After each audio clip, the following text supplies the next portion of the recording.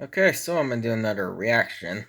So this can be reaction to the top 10 most infamous F5 or EF5 tornadoes. So, yeah, I don't know. I've said before, I've pretty much kind of lost interest in doing reaction videos, I, s- I, s- but, I still will do like a, Swegle Studios reaction every once in a while when he uploads something that I'm like interested in. Um, I don't know why, but yeah. And actually, I wanted to do this. I wanted to do it differently. I wanted to try and doing it in the Gary's Mod movie theater because I've watched Venturing Tale do that before, but yeah, apparently I downloaded the cinema game mode thing, um which uh yeah mhm. So yeah, there's usually supposed to be like a screen right there that says like video playing or something. You can submit like a link into the video you can and stuff. And usually there's supposed to be like doors that go into this place, but I guess they're not here anymore. So yeah. So yeah.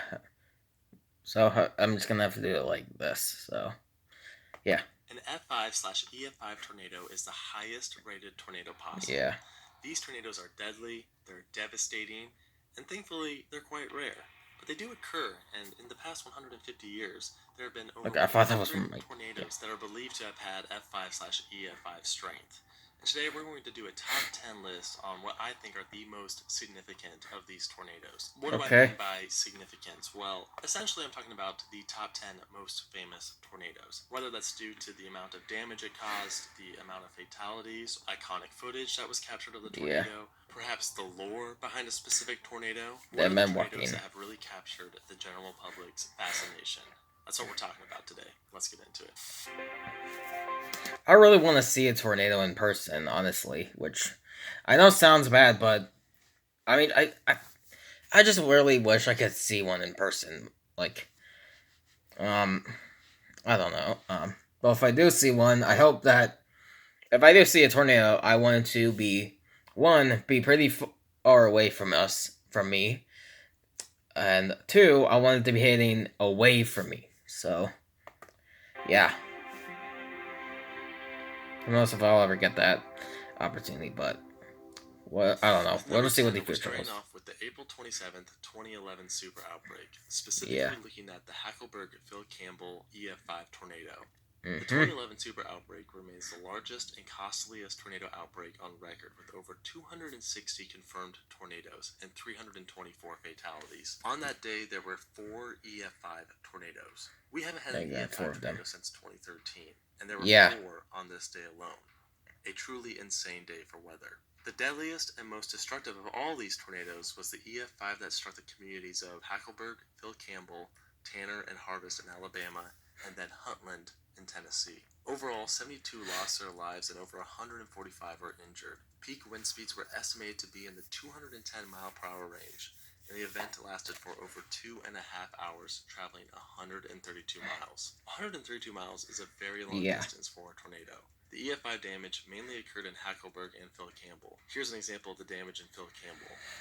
A house completely swept off its Yeah. foundation. Here's another similar example in Hackleburg.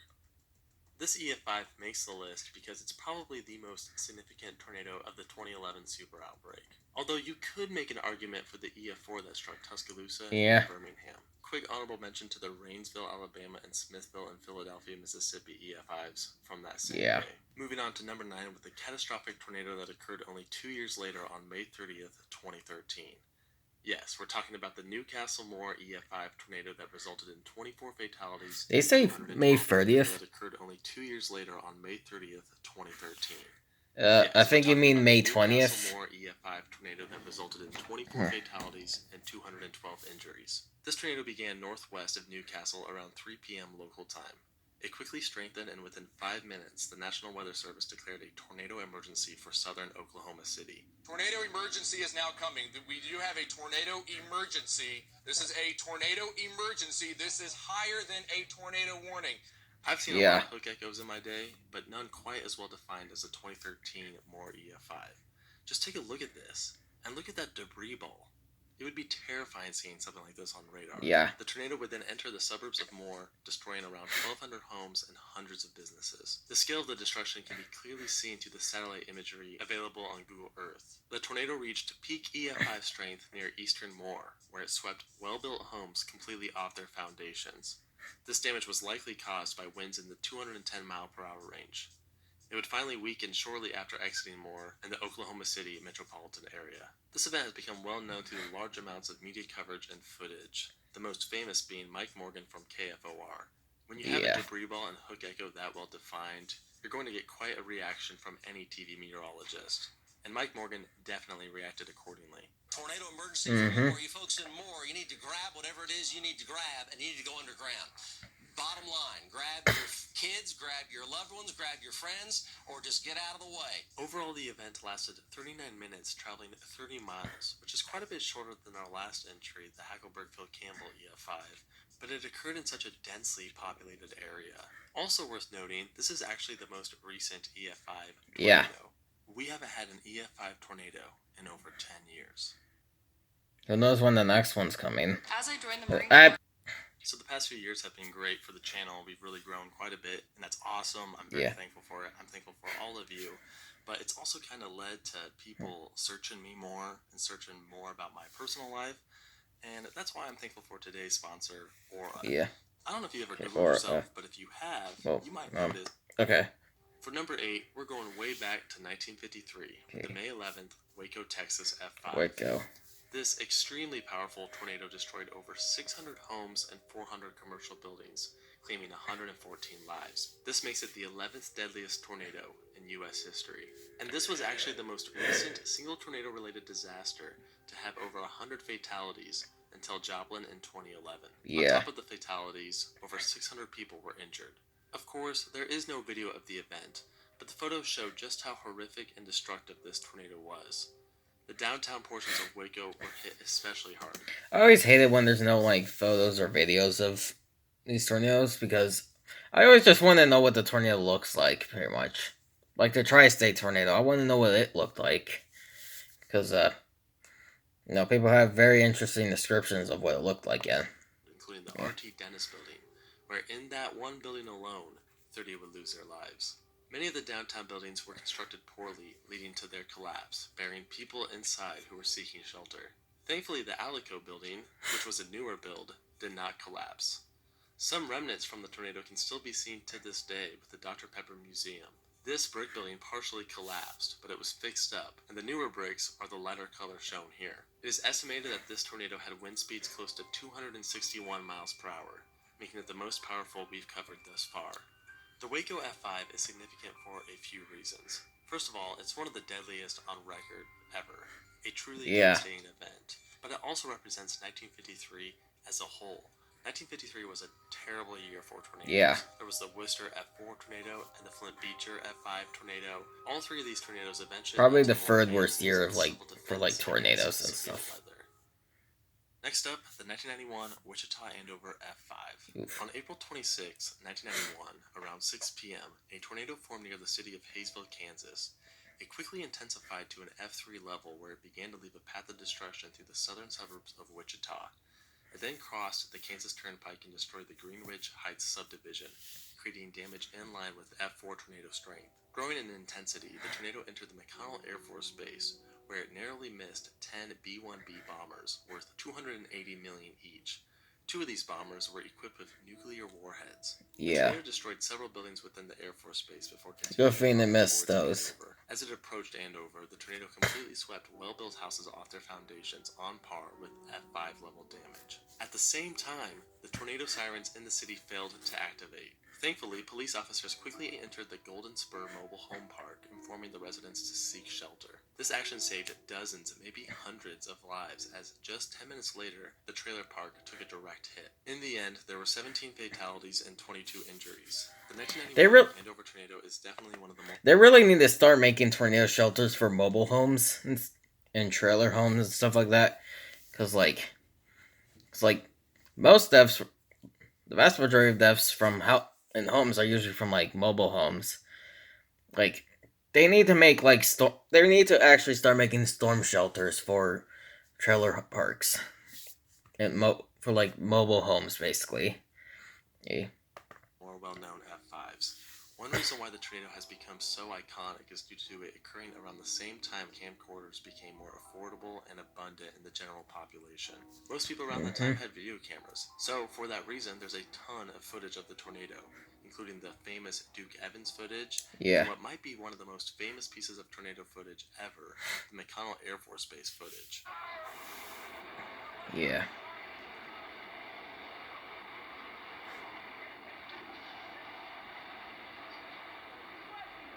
Absolutely insane. Moving on to number 6, the 1974 Xenia, Ohio F5.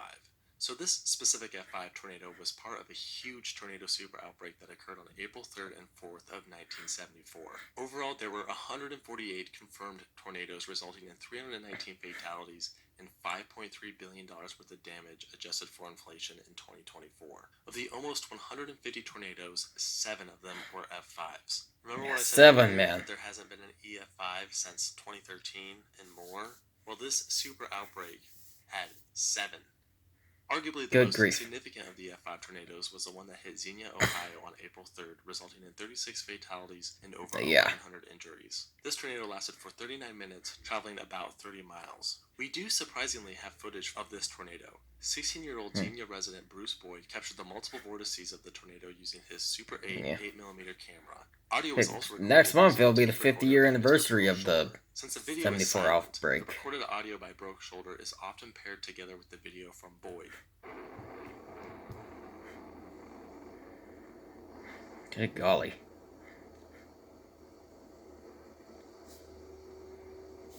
Like the McConnell Air Force Base footage from the previous entry, the video captured by Boyd is considered to be one of the most significant videos ever captured of a tornado. Ted Fujita did a large survey of the damage created in Xenia and concluded that the tornado may have had wind speeds over 300 miles per hour. In fact, he originally gave the tornado an F6 plus or minus 1 rating, but then he reversed his rating, giving it an F5, as an F6 is considered inconceivable damage. Essentially, an F5 means clean slate destruction. I mean, we're talking all that's left is a bare concrete slab. Yeah. So how can there be an F6 if F5 is already pure, true devastation? You can't measure it. Xenia would be the only town of the 1974 super outbreak to be visited by President Nixon. I wonder what the F6 damage would look like. Nixon stated, "As I look back over the disasters, I saw the earthquake in Anchorage in 1964.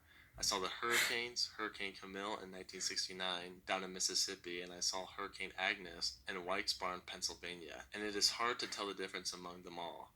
But I would say in terms of destruction, just total devastation, this is the worst I've ever seen." Yeah. Number 5.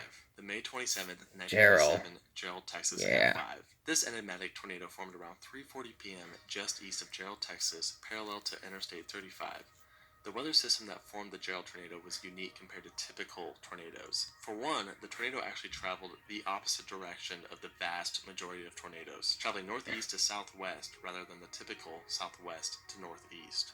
At first, the tornado didn't seem like a major threat. Yeah. It appeared as a tiny rope, barely disturbing hay bales. But within a few minutes, the tornado intensified and grew from a rope to a huge and dark wedge. This was also a multi-vortex tornado. Yeah. These vortices can be seen in the now infamous Dead Man Walking photo captured by Scott Beckwith. Now at peak strength, the tornado entered the Double Creek Estates subdivision just north of the main part of Gerald, where it caused some of the most intense damage ever surveyed. The well-built homes within the Double Creek Estate... Sometimes I honestly just think, if that, if the tornado itself were to hit, the actual, city of Gerald,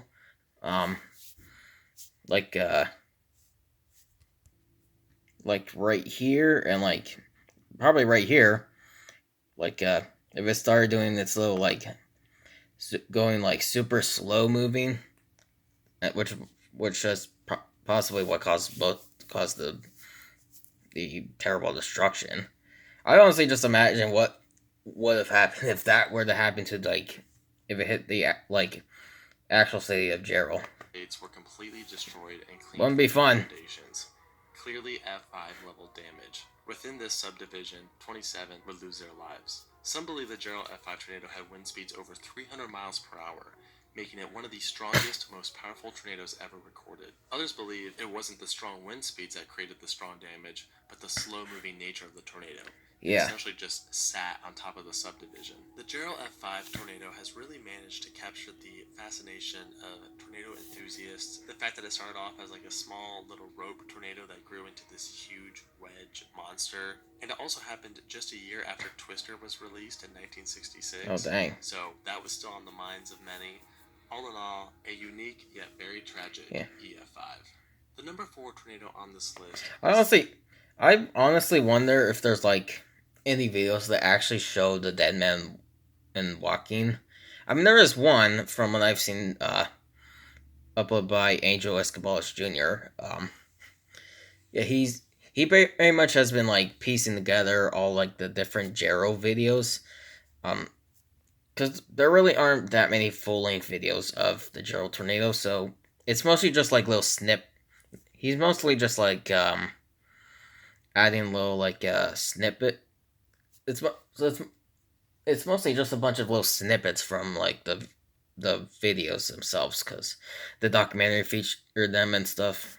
So yeah, but well, I'd like to see the full videos myself. So massive and catastrophic tornadic event, and that is the May 22nd, 2011 Joplin, Missouri EF5. Yeah. We talked about the 2013 Moore F5 earlier, and of course we did mention the 2011 super outbreak. But the EF5 that hit Joplin stands out on its own. This tornado resulted in 158 fatalities, making it the deadliest single tornado event since the Woodward, Oklahoma F5 in 1947. And this occurred in a time where tornadoes were much better understood, and homes and buildings were built stronger. Yet still, the event is one of the deadliest in history. It currently ranks as the 7th deadliest in the U.S. The tornado destroyed more than 4,000 buildings, making it the costliest on record at $3.64 billion adjusted for inflation. One aspect that made the Joplin EF5 so deadly was the fact that it was rain-wrapped. Yeah. People literally couldn't see it coming. There are numerous videos on the internet of people looking straight towards the tornado, but you can't see anything. It's just a massive black wall. Truly terrifying. Yeah, that looks really crazy right over there. It does over there, really. I don't know if that's just heavy rain. That looks like... To me, the Joplin EF5 tornado is truly a worst case scenario event. I mean, it formed right before it entered the city and then it dissipated right after it left. The tornado tore a massive path through the southern portion of Joplin. The satellite images from Google Earth show the large amount of destruction throughout the residential streets and commercial district on Rangeline Road, and the scar can still be seen to this day. I'm not really Number 3 on the F5 list is the tornado we actually just mentioned, the April 9th, 1947 Woodward, Oklahoma F5. This was a very long-tracked, very intense tornado that completely destroyed Glazier and Higgins in Texas, and then heavily destroyed Woodward, Oklahoma. The tornado path was at least 98 miles and could have been as long as 200 miles. However, experts are unsure if the path is just the result of one tornado or a series of tornadoes. 17 died in Glazier, 51 died in Higgins, and 107 died in Woodward. Overall, the event claimed 185 lives and injured 1,000. Making it the 6th deadliest in U.S. history. The tornado was believed to have been over 2 miles wide. The destruction in Oklahoma was catastrophic. Over 100 blocks of the city were pulverized. There's also a bit of lore behind the Woodward tornado. The deaths of 3 young girls were never claimed, so their origin is still unknown. They all received proper burials thanks to the generosity of a local resident named Wayne Lawson. Another victim, Joan Gay Croft, went missing after the event.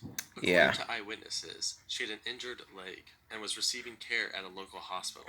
While she was waiting with others in the hospital basement, 3 men in military uniforms took her away, claiming that they were taking her to Oklahoma City, and what happened to her after that still remains a mystery to this day. I did a video about this in case you are interested. But now it's time to I think she move on probably to actually number did 2, bleed to death, the honestly. runner-up. Definitely the most well-known and infamous modern tornado event, and that is the May 3rd, 1999 Bridge Creek Moore F5. Ooh, yeah.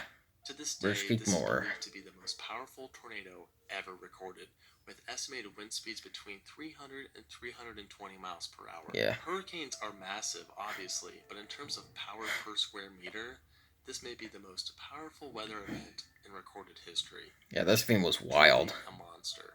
The tornado initially touched down around 6:20 p.m. near the small town of Amber, Oklahoma. Initially, it was an F2, but the tornado grew in strength quite quickly as it traveled through the countryside. By the time it actually reached Bridge Creek, this tornado was already a massive wedge F5. Here's some of the damage it caused in Bridge Creek. Absolutely devastating. Of course, the tornado only had just begun. A very well-defined hook echo had just formed on radar and it was heading straight towards Moore and southern Oklahoma City. The severity of the situation was incredibly obvious. A huge, confirmed tornado was heading straight towards a highly populated area. Mike Morgan and company at KFOR knew the serious nature of the situation, and you can hear it in their voices during the live broadcast. Get below Yeah. ground. Get an interior closet or bathroom. Get in the bathtub. We plead with you. There it is, crossing Interstate 35. There is a tremendous amount of debris in the air. We pray and plead with you. Please get down now. Also, for the first time ever, a tornado emergency was issued by the National Weather Service. Incredible coverage was also captured by Gary England and his team over at KWTV. The tornado entered the suburb of Moore, creating a wide path of destruction. It headed north, but then shifted east as it tore through Del City, and then finally left the suburbs of the greater Oklahoma City metro area. All in all, the tornado lasted 1 hour and 25 minutes. It traveled 38 miles, destroying 8,000 homes, 1,000 apartments, and 260 businesses. The scar could be seen for quite a while through historic satellite imagery. Here it is in 1999, and you can still kind of see it as we go through the years. And to this day, you can still find abandoned driveways that used to lead to homes that were destroyed in the tornado. Yeah. Don't It's significant because it really was a worst case scenario, kind of like Joplin from earlier.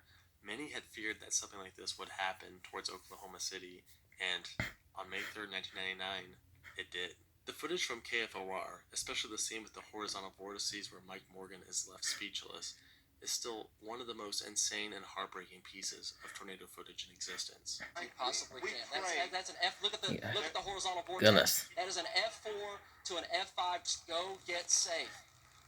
Oh my gosh. 89, South 89. I honestly think this is probably the closest we've ever had to an F6, honestly.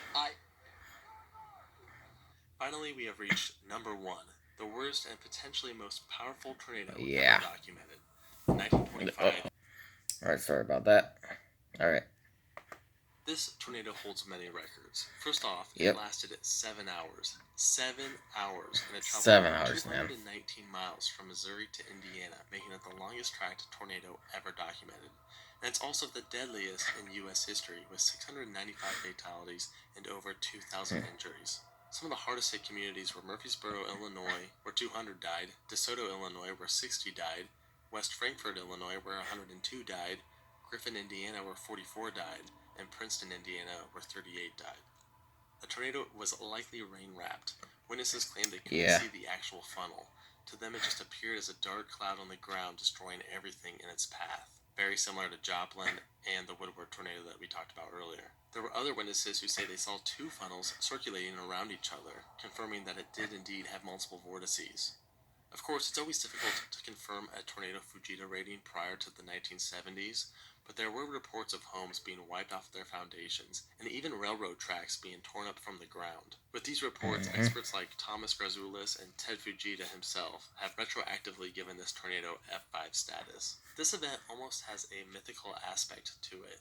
It was almost 100 years ago, so we just don't know what happened. Like, we don't know if it was a single tornado or a series of tornadoes. We don't know if it was Yeah. a truly large and powerful F5, or if all the buildings in its path were just poorly built. We just don't know anything about it. There are photos, and of course we know about the mass casualties, but no one really knows for sure what happened. Yeah, Like who I knows, said man? earlier in the video, We have not had an EF5 tornado for over 10 years, and this is a good thing, and I hope this streak continues for a long time. But we are Hopefully. going into tornado season, so be sure to be weather Yeah. aware, know your tornado safety procedures, and with that said, We actually had thank you so much for watching. We'll see you in the next video. We actually had a tornado outbreak here in Ohio a few weeks ago. So, yeah, I mean, luckily, we didn't get any warnings and stuff.